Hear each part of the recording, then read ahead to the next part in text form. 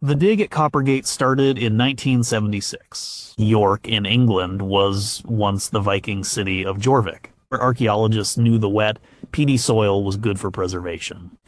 They found leather shoes, wooden bowls, even lice combs. They found things that usually rot away. One day, a worker pulled a small, dark object from the mud. It was a piece of wood. It was about 9 centimeters long. It was hollowed out, with 4 carefully drilled holes on top. One end was broken. It was a panpipe, or part of one. The wood was from an elder tree. The carbon dating put it in the 10th century, right in the middle of the Viking settlement. For years, people had talked about Viking music. They had sagas and poems, but they had very few actual instruments. This little pipe found in the damp earth of an old city was real. It was something a person had held. They had put their lips to it and blown. They had covered the holes with their fingers to make a tune. We don't know the tune. We don't know the person. But, we have their pipe. It's one of the few solid links to a sound world that is almost completely lost. It sits in a museum now, quiet, but it represents everything we don't know and the few things we are starting to learn. Number 19 music was a get out of jail free card. Egil Skallagrimsson was in a very bad situation. The year was around 948. He was in York, the city the Vikings called Jorvik. And the king there, Eric Bloodaxe, hated him. Egil had a long and bloody history with Eric's family. He had killed some of them, now shipwrecked on Eric's coast.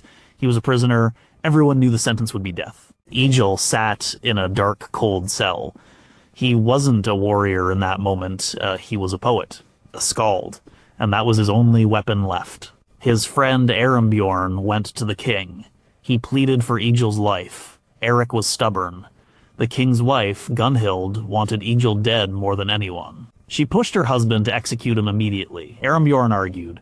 He said Egil would compose a great poem in the king's honor. A praise poem, a drappa. This was a powerful offering. To reject a formal praise poem from a famous skald was a huge insult. It could damage a king's reputation. Eric, perhaps intrigued, perhaps just tired of arguing, agreed. Egil had one night he had to compose a masterpiece, or he would be beheaded in the morning, so Egil worked. All night he crafted the poem in his head. This wasn't simple rhyming. Skaldic poetry was incredibly complex. It had a strict syllable count for each line. It required specific patterns of alliteration, and it used kennings, which are like compressed metaphors. You don't say sea, you say whale road. You don't say warrior, you say feeder of ravens. He had to weave all this together into 20 stanzas of praise for a man he despised. The next morning, Egil was brought before King Eric. The hall was full. Everyone was there to see the execution. Egil stood before the throne, and he began to recite. He didn't sing it like a modern song he would have chanted. A powerful rhythmic declamation. The poem was called Hofudlausen, which means head ransom. He praised Eric's generosity, his skill in battle, the fear he inspired in his enemies. He painted a picture of a great and powerful king. He used all the tricks of his trade, the complex structure, the vivid imagery, the thunderous sound of the Old Norse words. The hall was silent. They were listening to a master at work. When Egil finished, there was a long pause. King Eric sat on his throne. He had been given a gift of immense cultural value. The poem would be remembered for generations. It would secure his fame. To kill the poet now would be a churlish, dishonorable act. The praise he had just received would be seen as a lie. Where Eric looked at Egil, he said the poem was well done, and because Egil had brought him this gift, this treasure of words and rhythm, he would grant him his life. He gave Egil his head. Egil Skallagrimsson walked out of the hall a free man. He hadn't fought his way out with an axe. He had sung his way out. His music, his poetry was literally his get-out-of-jail-free card. Number 18, instruments were buried with the dead. In 834 AD, 2 women were laid to rest. This wasn't a simple burial. They were placed inside a magnificent longship, almost 22 meters long. The ship was filled with treasures, carved wooden posts, a cart, sleds, tapestries, kitchenware, and the remains of many animals. And then the entire ship was dragged ashore and buried under a huge mound of earth. This was the Oseberg ship burial in Norway, and it was discovered in 1904. It's one of the most famous and spectacular Viking finds ever. For years, experts studied the artifacts, trying to understand the lives of these two powerful women. One was older, one younger, perhaps a queen and her attendant, or a priestess and her apprentice. Among all the grand objects, there were some smaller, more personal things. One was a wooden rattle. It was about a meter long. It was a hollow wooden cylinder, maybe made from an apple tree, with animal horns mounted on it. Inside, there were small stones, or maybe seeds. When shaken, it would have made a loud, rhythmic, clattering sound. For a long time, it was just labeled a rattle. Something simple, maybe for ceremonies, but it was found in a grave of immense importance. It was buried with these women for a reason. This wasn't an isolated case. Viking and pre-Viking Germanic graves often contained instruments. A famous example comes from a bit earlier, from the 6th century in Trossingen, Germany. A warrior was buried with his weapons, his sword, his spear, his shield. But right next to his body, where he could reach it, was a 6-stringed lyre. It was made of maple. The warrior's body was positioned as if he was holding it, ready to play. The instrument was so well preserved that even the wooden pegs for tuning were intact. It was a personal possession, something so important to this man in life that his family believed he would need it in the afterlife. Back at Oseberg, the rattle suggests something similar. Music and sound were part of the journey to the next world. The rattle wasn't just a noisemaker. It might have been used in seiðr, a form of Norse magic, and prophecy often performed by women called volar. The rhythmic sound could have helped induce a trance state, allowing the vulva to communicate with spirits or see the future. The woman buried at Oseberg could have been a powerful vulva. Her rattle was her tool. It was part of her identity, as important as a king's sword.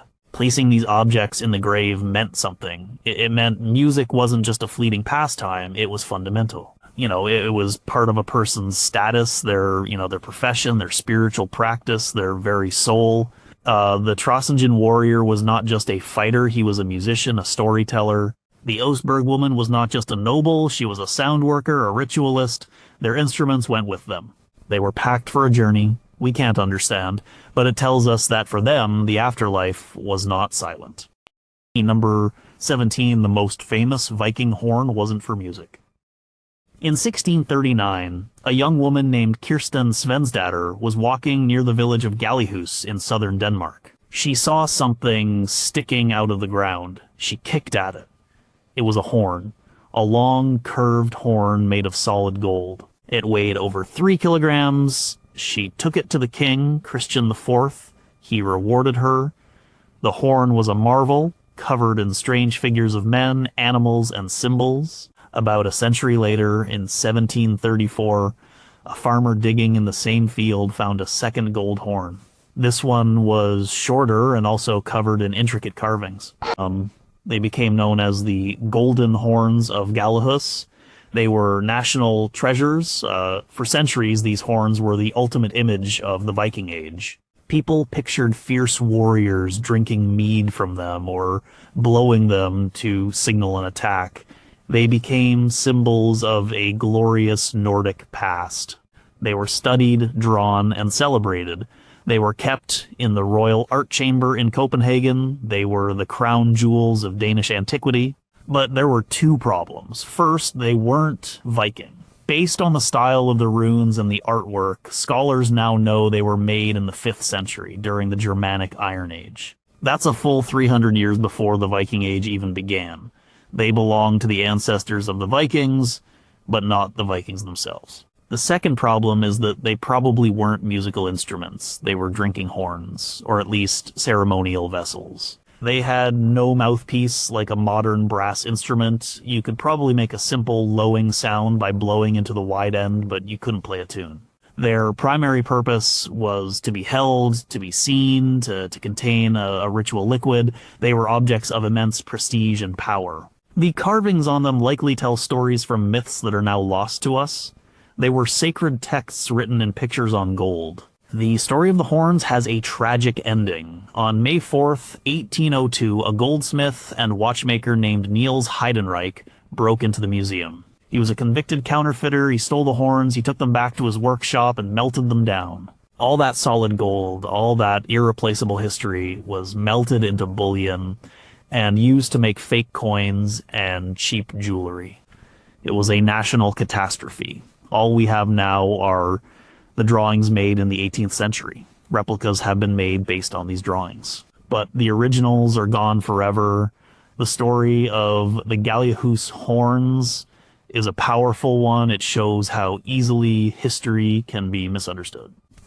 The most iconic Viking instruments were not Viking, and they were not for music. They were something older, something more mysterious, and their fame is now tied to their tragic destruction. The silence left by their melting is louder than any sound they could have ever made. Number 16, Viking music sounded weird to us. In 2004, an instrument maker named Age Tigland from Voss, Norway, was looking at an old lyre. It was called the Kravik lyre. The original was found on a farm in the Kravik area and dated to the 14th century, maybe even the 13th. It's a bit after the Viking Age, but it's a direct descendant of the kind of lyres found in Viking graves. It was a simple, 7-stringed instrument made of pine. For years, people had made copies of it, but they usually made them with modern ideas about music. They tuned them to standard modern scales, the do-re-mi we all know, but a group of musicians and researchers started to ask a different question. What if they didn't use our scales? Our modern Western music is based on a system of 12 equal tones. It's called equal temperament. It's a system that works well for complex harmonies and changing keys, but it's a relatively recent invention, only becoming standard in the last few centuries. Ancient music from around the world used different systems. They looked at the surviving folk music traditions in remote parts of Scandinavia. In the valleys of Norway and Sweden, people still played old instruments like the Hardanger fiddle and the keyed harp. The music they played had strange intervals, notes that fell in the cracks between the keys of a piano. These are sometimes called microtones. They can sound out of tune or unsettling to someone used to modern music. But they have their own unique emotional quality. Musicians like Einar Selvik, the founder of the group Wardruna, started to experiment. He built replicas of Viking Age instruments, lyres, tugelharpas, bone flutes, and he tried to tune them not to a modern piano, but to the sounds of nature. The drone of a bee, the pitch of wind in the trees, the overtones in a human voice. He also looked at the old folk scales. He found that these scales were often based on what sounded good on a specific instrument, not on a universal theory. A lyre with open strings will naturally produce certain harmonies and drones. Viking music was likely built around these natural sounds. The result is music that sounds very different. It's often drony. A single note might be held for a long time while a simple melody is played over it.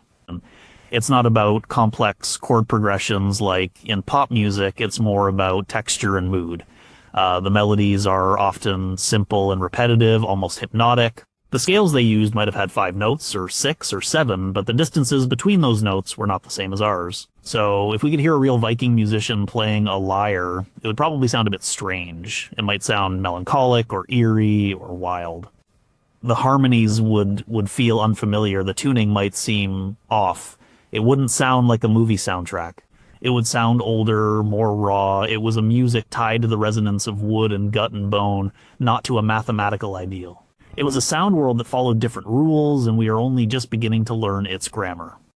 Number 15. Women were powerful musical figures. In the year 971, the Arab diplomat Ibrahim ibn Yaqub al-Tartushi visited the Viking trading town of Hedeby in what is now northern Germany. He was a traveler from the sophisticated caliphate of Cordoba. He wrote down his impressions of the northern barbarians. He was not impressed by their hygiene, but one thing did catch his attention: their singing. He wrote, "I have never heard uglier songs than those of the people of Schleswig. It is a rumble that comes from their throats, like the barking of dogs, but more beastly." His description is often quoted to say, Viking singing was bad, but it's more likely he was hearing something completely alien to his ears. The music of his homeland was refined, based on complex melodic modes. The singing he heard in Hedeby might have been a form of ritual chanting. It might have been loud, guttural, and powerful, and it might have been performed by women. In Norse society, there was a specific kind of magic called seiðr. It involved prophecy, shaping fate, and communicating with spirits. The practitioners of seiðr were almost always women, called volur. A volva was a powerful and often feared figure, and her main tool was her voice. The saga of Eric the Red gives a detailed description of a volva named Thorbjorg Litilvolva performing a ritual in Greenland. A famine had struck the settlement. The people were desperate. They called on Thorbjorg to see what the future held. She arrived at the farm dressed in a blue cloak, a lambskin hood lined with white catskin and catskin gloves. She carried a staff with a brass-bound knob. To perform her ritual, she needed a specific song. It was called Vardlukker. But she didn't know it. She asked if any of the women present knew the song. A young Christian woman named Gudrid, who had learned it from her foster mother in Iceland, was hesitant. She didn't want to take part in a pagan ceremony, but she was persuaded. She sang the song. The saga says she sang it so beautifully that everyone was enchanted. Her voice was the key that unlocked the Volva's power. As Gudrid sang, spirits were drawn to the farmhouse. Thorbjorg entered a trance. She was able to speak with the spirits and learn that the famine would soon end. The song was not entertainment.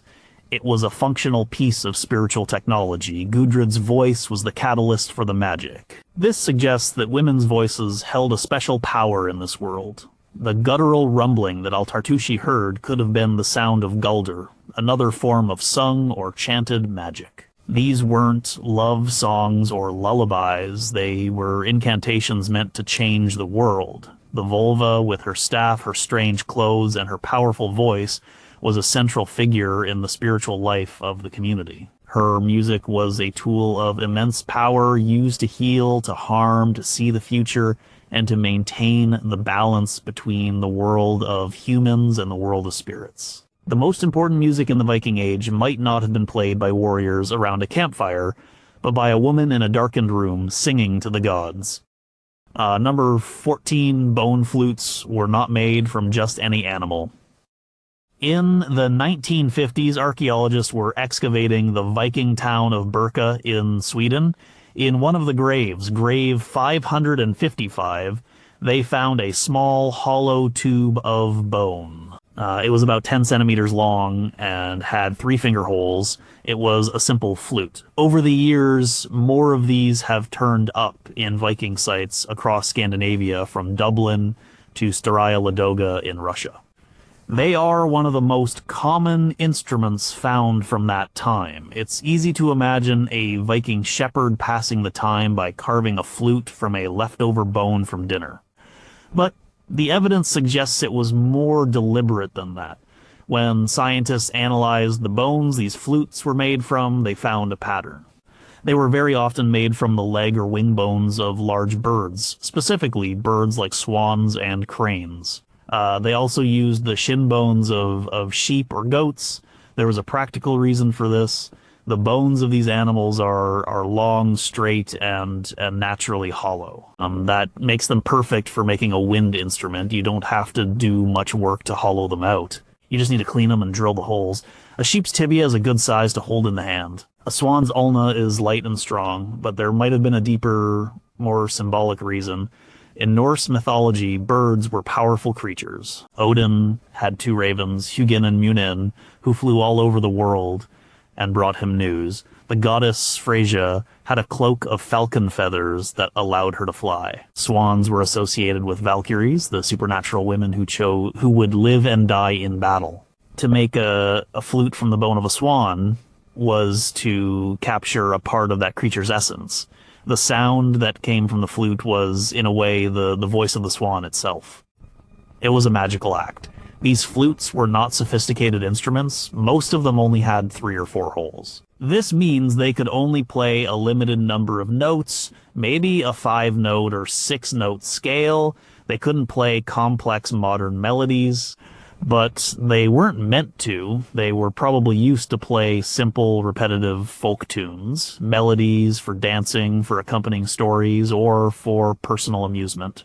A man named Styrbjorn Bergult, a Swedish musician and instrument maker, spent years studying these bone flutes. Before he died in 2005, he made dozens of replicas. He experimented with how they were played. He found that by changing his breath pressure and partially covering the holes, he could produce a surprisingly wide range of sounds. He could get buzzing tones, high overtones, and soft, breathy notes. In the hands of a skilled player, these simple bone tubes could be very expressive. So the Viking bone flute was more than just a simple toy.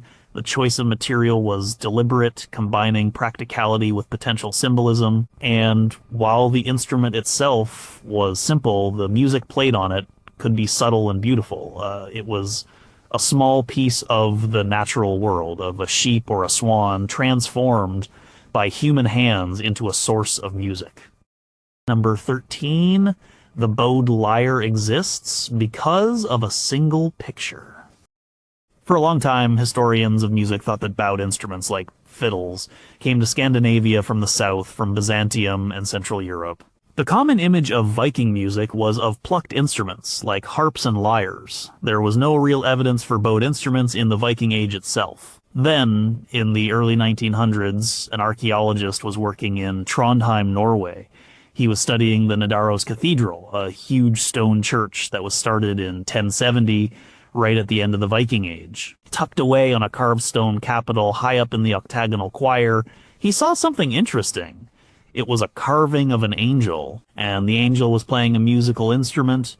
It had a flat keyhole-shaped body, a short fingerboard, and 3 strings. And the angel was holding a bow. The carving was dated to around 1300. This was a clue. It wasn't definitive proof of a Viking-era instrument, but it showed a native Scandinavian bowed instrument existed not long after. The instrument in the carving was different from the fiddles of southern Europe. It was a bowed lyre.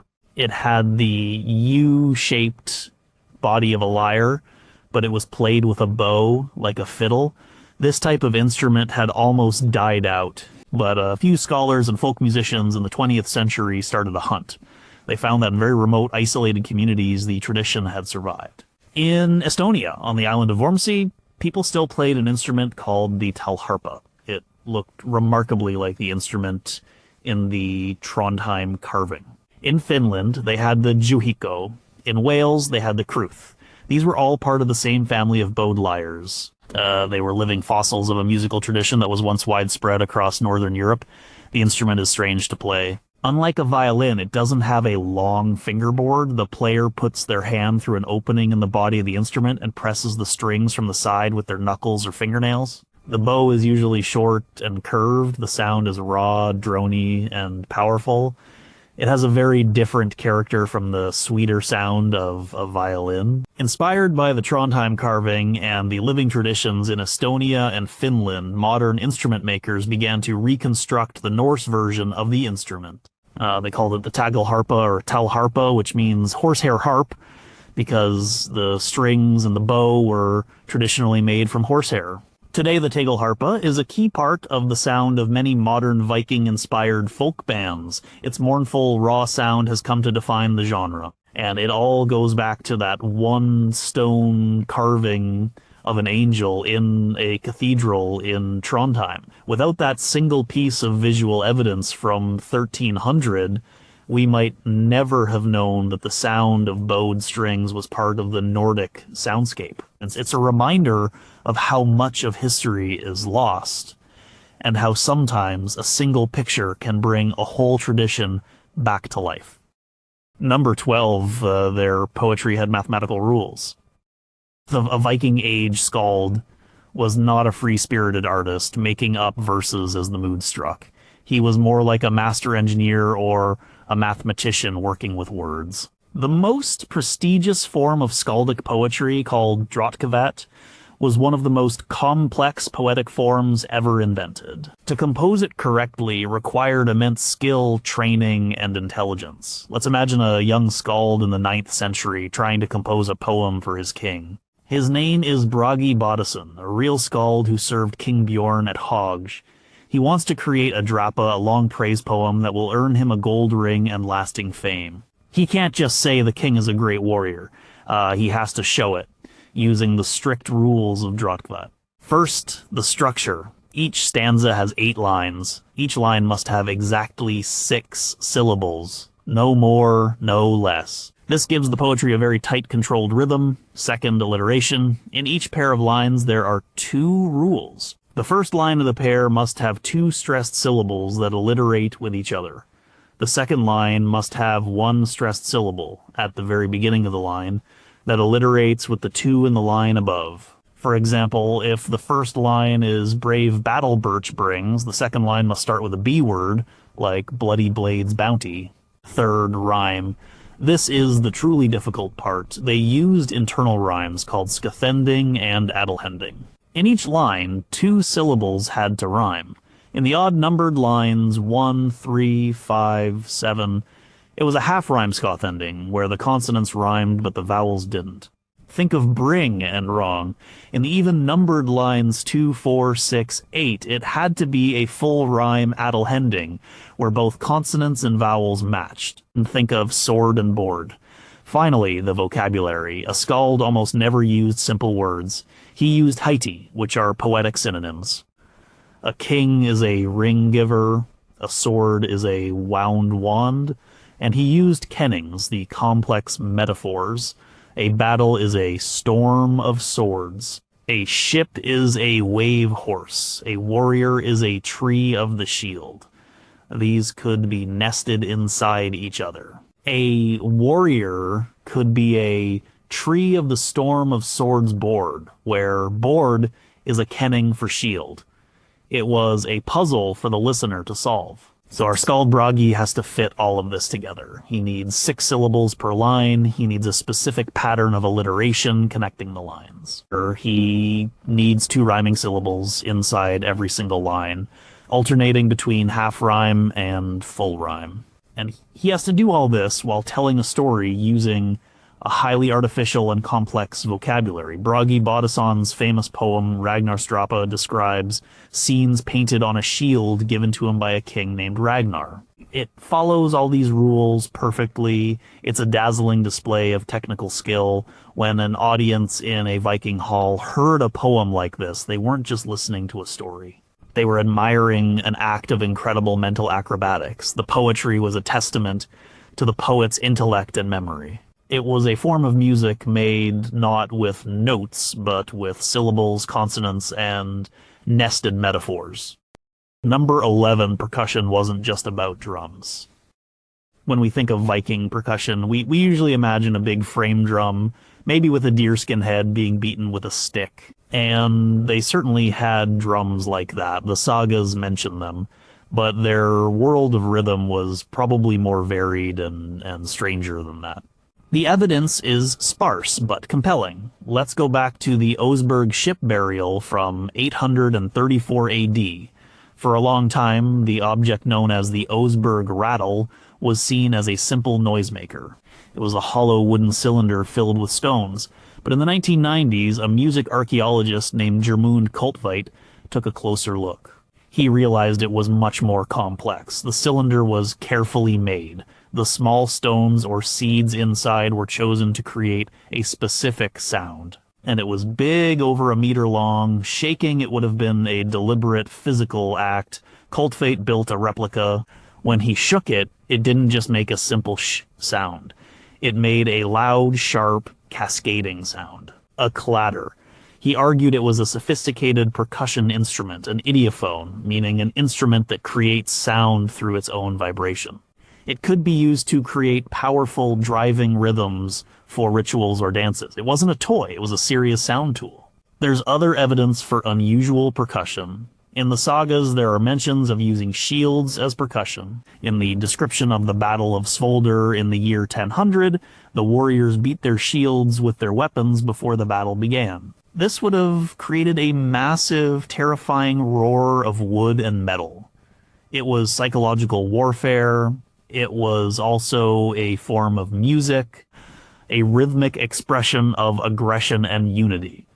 They also likely used their own bodies. Clapping, stomping, and chest beating are forms of percussion found in cultures all over the world. They require no instruments, just a sense of rhythm.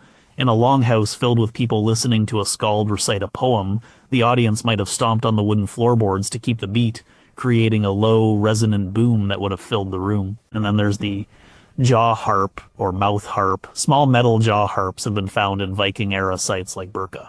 This is a very old and widespread instrument. You hold it against your teeth and pluck a metal tongue that vibrates. The player then changes the shape of their mouth to create different melodic overtones. It produces a twangy, buzzing, hypnotic sound. And it's both a melody and a rhythm instrument. It's a personal instrument played for oneself or a small group. So the rhythmic landscape of the Viking Age was not just a simple drum beat. It was the sharp clatter of a ritual rattle, the thunderous boom of shields being struck, the communal stomp on a wooden floor, and the private buzzing drone of a jaw harp. It was a music made from wood, stone, metal, and the human body itself. It was a music of texture and power, not just a simple beat. Number 10, the lurs were not Viking instruments. Walk into the National Museum of Denmark in Copenhagen, and you will see one of the most spectacular sights in European prehistory. A set of 6 massive bronze horns, each one curved in a graceful S shape, with a flat, ornate plate at the bell end. These are the Brudewilt lurs. They are almost 2 meters long. For a long time, they were thought to be the ultimate Viking war horns. It's an image that is stuck. You see it in paintings and movies. A Viking warrior on a hilltop blowing a giant curved lure to call his clan to battle. The story of their discovery adds to the myth. In 1797, a farmer was digging a ditch in a peat bog near the village of Brudewilte. His spade hit something hard. He uncovered one horn, then another, and another, until he had found a matched set of 6. They had been deliberately placed in the bog, stacked together thousands of years ago.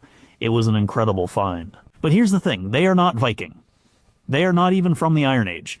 The Brudewilte lurs are from the Bronze Age. They were made somewhere between 800 and 700 BC. That is more than 1,500 years before the start of the Viking Age. To put that in perspective, the time separating the makers of the lurs from the Vikings is greater than the time separating the Vikings from us today.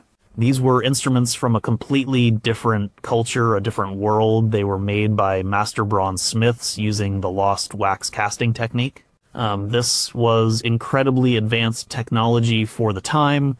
They were always made in pairs, mirror images of each other. This strongly suggests they were played together, perhaps to create harmonies or stereo effects, and they were definitely musical instruments. Unlike the Gallehus horns, lurs have a proper mouthpiece, similar to a modern trombone. You can play melodies on them. Your modern musicians who have played replicas have found they have a powerful trombone-like sound. They can play a range of notes based on the natural harmonic series. They were not just for making a single loud blast. They were capable of real music, so why were they associated with Vikings? When they were found in the late 18th century, archaeology was a young science. The idea of a Viking Age was very popular as part of the Romantic nationalist movement. These magnificent horns found in Danish soil were immediately claimed as part of that heroic past. The name itself, lur, is an Old Norse word for a horn, which only added to the confusion. The Vikings had horns called lurs, but they were likely simple horns made from wood or animal horn. They were not these giant bronze masterpieces. The Brudewilte lurs tell us about a much older musical tradition in Scandinavia, a tradition of sophisticated metalworking and complex ensemble music. They were likely used in religious ceremonies, their powerful voices echoing across the bogs and lakes of Bronze Age Denmark. They were buried in the bog as a sacrifice to the gods. They are a treasure, just not a Viking treasure. Number 9, music could start a fight or end one. In Iceland, in the year 1253, a man named Gissur Thorvaldsson led an attack on a farm called Flugumýri. It was the height of the Age of the Sturlungs, a brutal civil war that tore the country apart. Gissur's enemies were inside the main hall of the farm, celebrating a wedding, and Gissur's men set the hall on fire. It was a horrific event known as the Flugumýri arson. 25 people burned to death. This story is from the Sturlunga saga, written a few decades after the events. It's post-Viking age, but it reflects a culture and a set of values that had deep roots in the Viking past. And in the middle of this story of fire and death, there is a strange musical interlude. As the farmhouse burned, some of the people inside managed to get out. They were captured by Gissur's men. One of the captives was a man named Starir. He was a harpist. Starir sat among the other prisoners, watching the flames consume his friends and family. One of his captors, a man named Kolbein the Young, recognized him. Kolbein was known for his cruelty. He walked over to Starir and spoke to him. "Play your harp for us now, Starir," he said. It was a taunt, a demand for entertainment from a man whose world was ending. Starir looked at him. He was a prisoner about to be killed. But he was also a musician. He still had his voice and his art. The saga says he picked up his harp and composed a verse on the spot. It was a form of nid, a poetic insult of the highest order. The verse he sang was incredibly cutting. It accused Kolbein of being a coward and mocked his manhood. He performed it right there in front of all the warriors. It was an act of supreme defiance. In a culture that valued honor and reputation above all else, a public poetic insult was a powerful weapon. It was more dangerous than a sword. Kolbein was enraged. His honor had been publicly attacked. He drew his weapon and killed Starir on the spot. This story shows how seriously music and poetry were taken. They were not just background entertainment. They were central to the social fabric. A praise poem like the one Egil Skallagrimsson used to save his own life could build a king's reputation. It could literally create fame that would last for centuries. That was called lof. The opposite was nid. A satirical or insulting poem could destroy a man's reputation. It could shame him so badly that he would be driven to violence. In some old Scandinavian law codes, creating a nid verse against someone was a crime punishable by outlawry or death. It was considered a magical attack, a curse that could do real harm. So a musician, a skald, a harpist held a strange kind of power. They were not chieftains or warriors in the traditional sense, but with their words and melodies, they could influence events. They could soothe a king's anger, or they could provoke a man to murder. Their music was a social force capable of both incredible creation and terrible destruction. Number 8, their singing was harsh and powerful. When Al-Tartushi, the Arab diplomat, described the singing in Hedeby as a rumble that comes from their throats, like the barking of dogs, he was trying to find words for a vocal style that was completely alien to him. The music he was used to from Andalusia was likely smooth, melodic, and highly ornamented. The Norse style was probably none of those things. It was likely powerful, raw, and focused on storytelling. We can't know for sure what it sounded like, but we have a powerful clue in a living tradition from Iceland. It's called rimmer. Rimmer are long, epic poems, often telling stories from the sagas. They began to be written down in the 14th century, but the tradition of performing them is much older and connects back to the skaldic poetry of the Viking Age. For centuries, the main form of entertainment in rural Iceland, especially during the long, dark winters, was the kvöldvaka, or evening wake. A family would gather in their small, smoky turf house. They would work on crafts, mending tools, or spinning wool. And one person, the best performer in the family, would chant the rhymer. This could go on for hours, night after night, until a whole saga was completed. The performance style is not like modern singing. It's a type of chanting. The performer uses a limited number of melodic formulas, or kveðalog. There are dozens of these traditional melodies. Each one has a specific rhythm and mood. The performer's job is to fit the complex words of the Rimur poem to the melody. The focus is on the clarity of the words. The voice is often loud, nasal, and unadorned. There is no vibrato, no soft dynamics. It is designed to cut through the noise of a room and hold the attention of the listeners for a long time. A man named Steindor Anderson is one of the last great masters of this tradition. He was born in 1954 and grew up on a remote farm in Iceland. He learned the rhymer from the old-timers just by listening. He has a voice that sounds like it comes from the earth itself. It's rough, powerful, and deeply compelling. When he chants, you feel like you are hearing something ancient. He has collaborated with modern bands like Sigur Rós, bringing this ancient sound to a new audience. This rimmer tradition is likely the closest we can get to the sound of a Viking skald reciting a poem in a longhouse. It was probably not pretty in the modern sense. It was functional. It was about transmitting a story, a history, a genealogy. The singer was a living library, a guardian of the culture's memory. The harsh, powerful, rhythmic vocal style was the medium for that memory. It was a voice designed to be heard over the crackling of a fire and to be remembered for a lifetime. The rumble from the throat was the sound of history being kept alive. Number 7, instruments were traded over vast distances.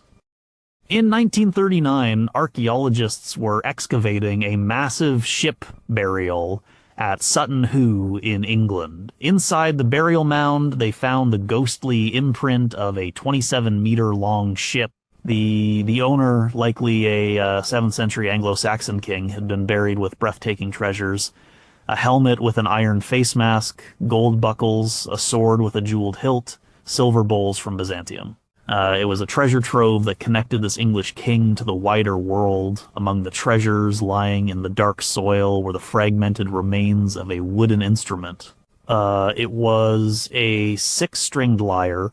The wood, which was maple, had almost completely rotted away, but the metal parts survived. Gilded bronze fittings, decorative garnets, and tuning pegs. The shape of the instrument was preserved as a stain in the soil. From these fragments, experts were able to create a detailed reconstruction. The Sutton Hoo lyre is technically Anglo-Saxon, not Viking. It dates to about 150 years before the first Viking raids on England, but the Anglo-Saxons were a Germanic people closely related to the Scandinavians. The style of art, the poetry, the social structure were all part of the same Northern European world. The lyre found at Sutton Hoo is almost identical to the lyre found in the 6th century warrior grave at Trossingen in Germany, and very similar to the fragments of lyres found in Viking Age Birka in Sweden. This tells us something important. Musical instruments and the ideas behind them traveled. The design for this specific type of 6-stringed Germanic lyre was not invented in a vacuum. It was a shared cultural product. A craftsman in 7th century England and a craftsman in 6th century Germany were working from the same basic blueprint. How did this happen? Through trade, travel, and migration. The Viking Age, which followed this period, saw an explosion of, this kind of contact. A Viking merchant from Birka in Sweden might travel down the rivers of Russia to Constantinople. There he might see a Byzantine lira, a bowed instrument. He might not buy the instrument itself, but he would bring the idea home with him. He would describe it to a local instrument maker. It has a small body and a long neck, and they make it sing with a stick with horsehair on it. We see this with other instruments too. Panpipes, like the one found in Viking York, were common in Roman Europe. The idea likely traveled north along the trade routes. Jaw harps found in Sweden were made from iron that may have been mined in Norway and traded by merchants from Hedeby. An instrument was a piece of high technology. It required specific materials and skilled craftsmanship. A good piece of maple for a lyre, bird bone for a flute, a well-forged piece of iron for a jaw harp. These materials and the finished products were valuable trade goods. A musician in Iceland might be playing a lyre made from wood that grew in Norway, with strings made from sheep gut from Ireland held together with pegs carved by a craftsman he met in Denmark. The music of the Viking Age was not isolated, it was part of a vast interconnected network. The instruments themselves are proof of that. Number 6. Music was learned entirely by ear. Imagine a young boy in 10th century Norway. His name is Torsten. His father is a famous skald. Torsten wants to be a skald too. He wants to earn the honor and riches that come with being a master poet and musician. His education begins. But there are no books, there is no written music, there is not a single piece of paper. Everything must be learned by ear and committed to memory. His father sits with him by the fire. He doesn't explain music theory. He plays. He picks up his lyre, a simple 6-stringed instrument, and plays a tune. A simple melody that has been passed down for generations. Torsten listens. His father plays it again. And again, Torsten hums along. Then he tries to pick it out on his own small lyre. His fingers are clumsy. The notes are wrong. His father corrects him. Not with words, but by playing the phrase correctly again. This goes on for days, weeks, months. Torsten learns dozens of these traditional melodies. He learns the tunes for dancing, the tunes for mourning, the tunes for telling long stories. He has to store them all in his head. He creates a mental library of melodies. The poetry is even harder. His father recites a stanza of Drotkvet. It's a complex puzzle of syllables, rhymes, and alliteration. Torsten has to repeat it back exactly. He can't get a single word wrong. He has to learn hundreds of these stanzas. He has to learn the thousands of kennings and Heidi needed to create his own poetry. He has to learn the great epic poems, the stories of the gods and heroes. It's a monumental act of memorization. This is how music and poetry were transmitted. It was a direct person-to-person transfer.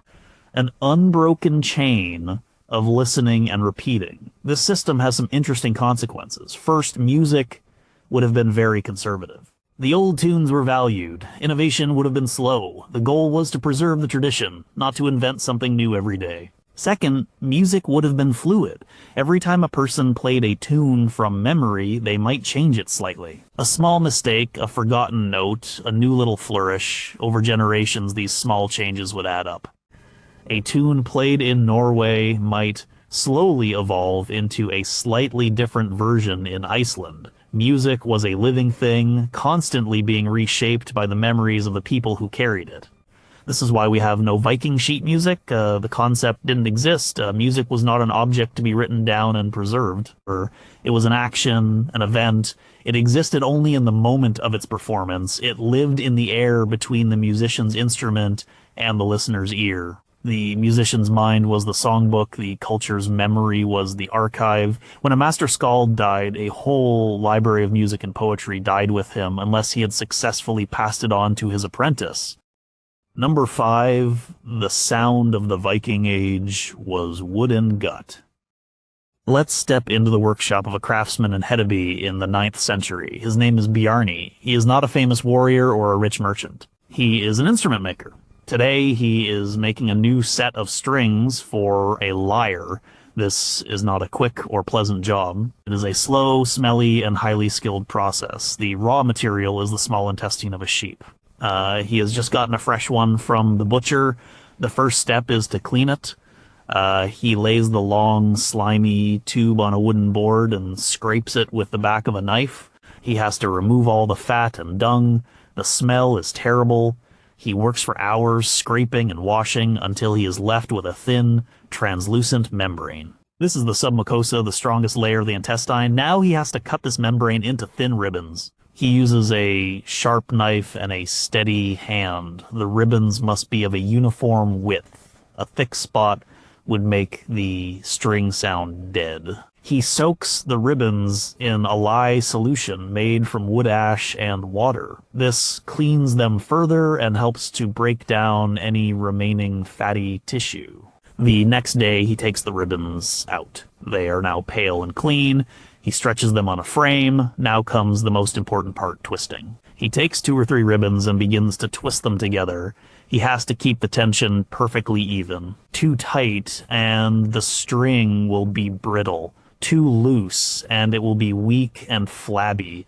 He twists and twists, rolling the forming string against his thigh. His hands are calloused from this work. Once the string is twisted to the right thickness, he leaves it on the frame to dry for several days. As it dries, it shrinks and becomes incredibly hard and strong. The final step is to polish it. He rubs the finished string with horsetail, a plant that contains silica, to make it perfectly smooth. Bjarni has spent the better part of a week making a single string. A lyre needs 6 of them. It is a huge amount of work. This is why a good instrument was a valuable possession. The body of the lyre he is stringing is made of maple, a resonant hardwood. The soundboard might be pine. The pieces are held together with animal hide glue. The entire instrument is a product of the natural world. Wood from the forest, gut from the flock, glue from the herd. When a musician finally plucks those strings, the sound they make is the sound of those materials. The warm resonance of the maple, the bright snap of the pine, the organic complex tone of the gut string. It's a very different sound from a modern guitar with its metal strings and synthetic finishes. It's softer, quieter, more intimate. It is the sound of the Viking Age itself, a sound made from the landscape they lived in. It was a music of wood and gut, bone and hide. Number 4. Horns were for communication, not melodies. Leif stands on the wooden watchtower of the Dynavirk. It is a cold morning in the year 968. The Dynavirk is a massive system of earth walls and fortifications stretching across the neck of the Jutland Peninsula. It is the southern border of the Danish kingdom. Leif's job is simple. He watches the southern road. And he has his horn. His horn is not a complex musical instrument. It is a cow horn. It has been hollowed out and cleaned. The tip has been cut off to create a small opening to blow into. There are no finger holes. There is no mouthpiece.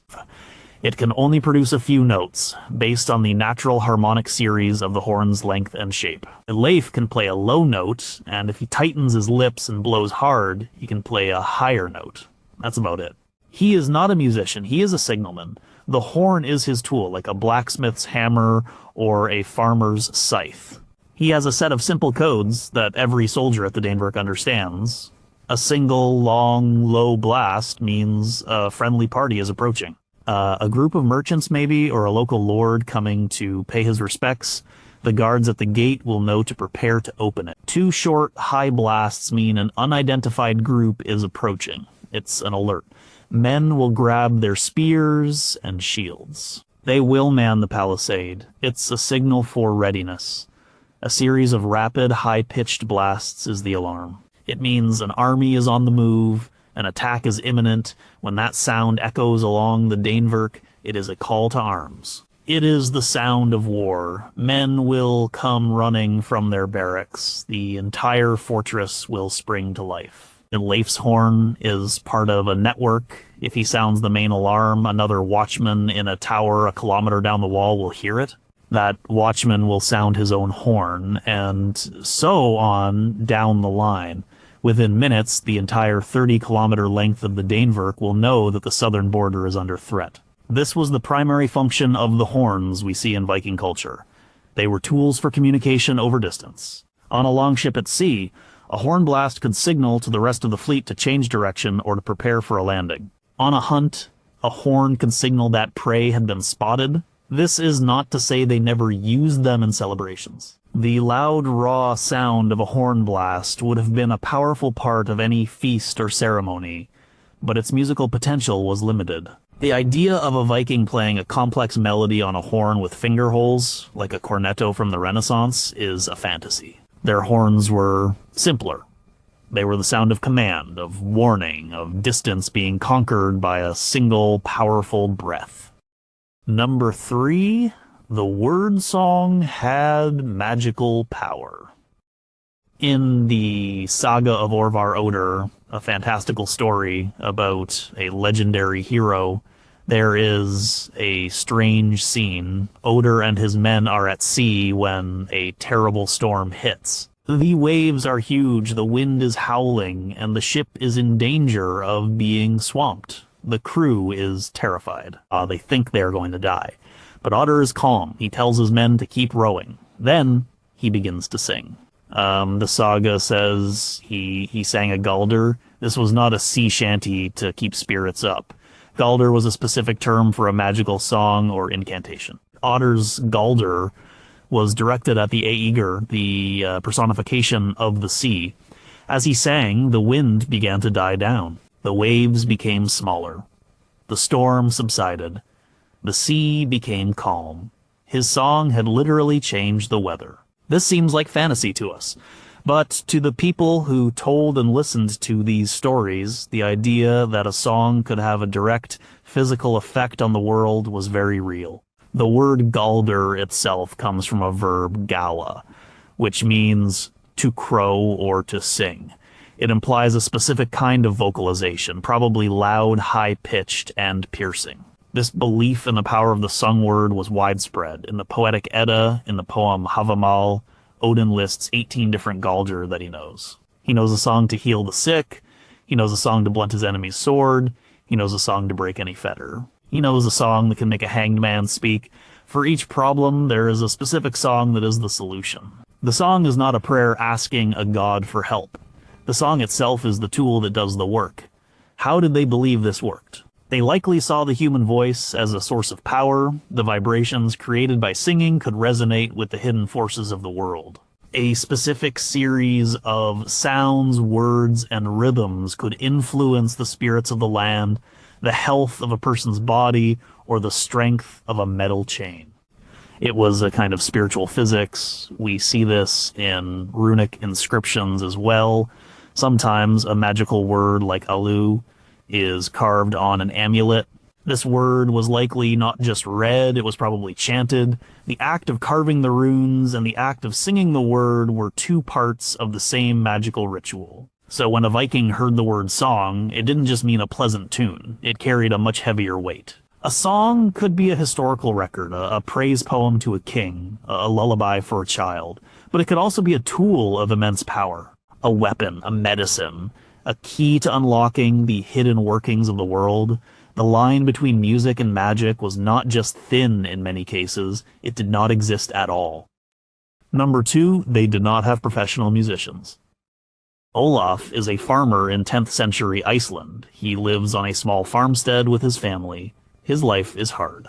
He spends his days mending fences, tending to his sheep, and working in the hay fields. In the winter, he repairs his tools and carves wooden spoons. He is not a rich man, but he is respected in his community, and one of the reasons for that respect is his skill with the lyre. Olaf is the best musician in the valley. He learned from his father, who learned from his father before him. He knows all the old songs. He can play the tunes for dancing that get everyone on their feet. He can play the sad songs that make people remember their ancestors. And he is a decent skald. He can compose a simple verse to thank a host for a good meal. He does not call himself a musician. That is not his job. His job is farming. Music is something he does. It is a part of who he is. He does not get paid in coins for playing. The concept of a ticketed concert is 1,000 years in the future, but his skill brings him rewards. When his neighbor Thorstein has a wedding for his daughter, Thorstein invites Olaf. He gives Olaf the seat of honor next to him at the feast. He makes sure Olaf's drinking horn is never empty, and he asks Olaf to play. Olaf plays for hours. He plays as the guests arrive. He plays during the feast. He plays for the dancing that goes late into the night. At the end of the celebration, Thorstein gives Olaf a gift. Not a payment, a gift. A fine new wool cloak, or perhaps a young lamb from his flock. This gift is a sign of respect. It enhances both Thorstein's status as a generous host and Olaf's status as a skilled and valued member of the community. This is how music functioned in Viking society. It was not a separate profession. It was a skill that was integrated into the social life of the community. Of course, some people were better than others.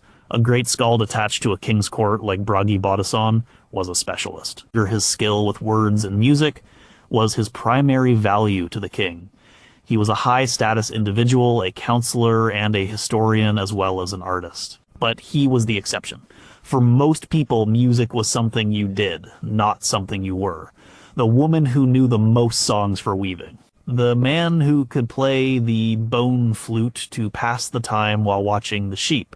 The group of men on a longship singing work songs to keep the rhythm of the oars. Music was embedded in daily life.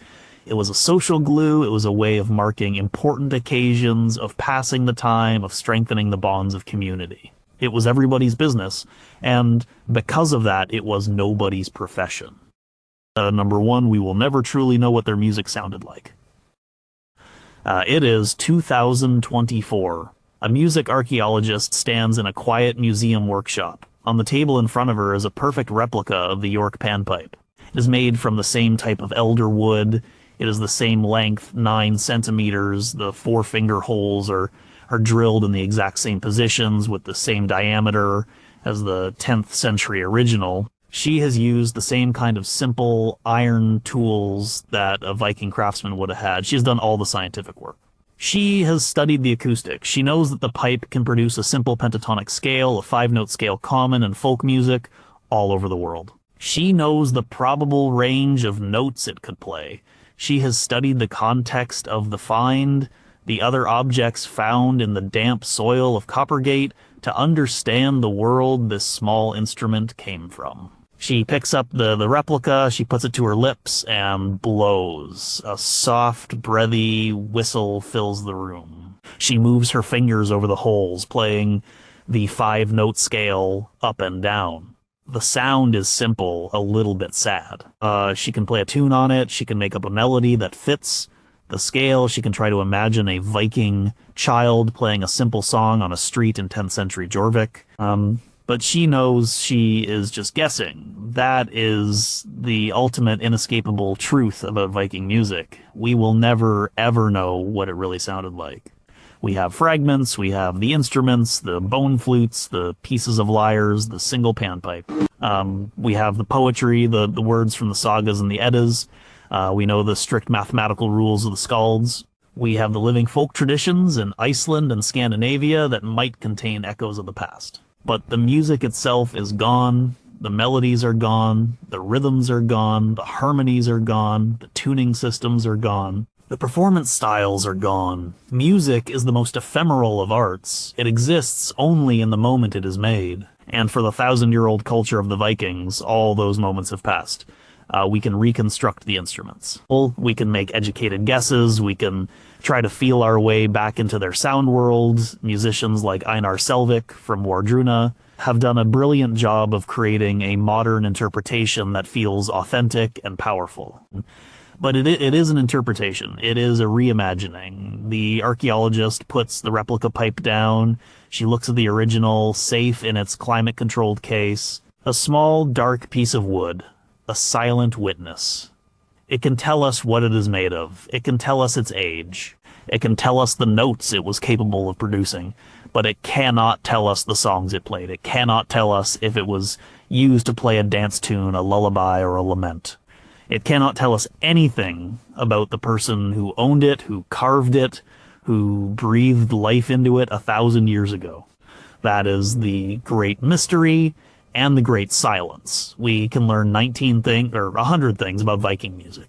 But the 20th thing, the most important one, is the one we have to accept we will never know. We are standing on the shore, listening. But the ship with the music on it has already sailed over the horizon.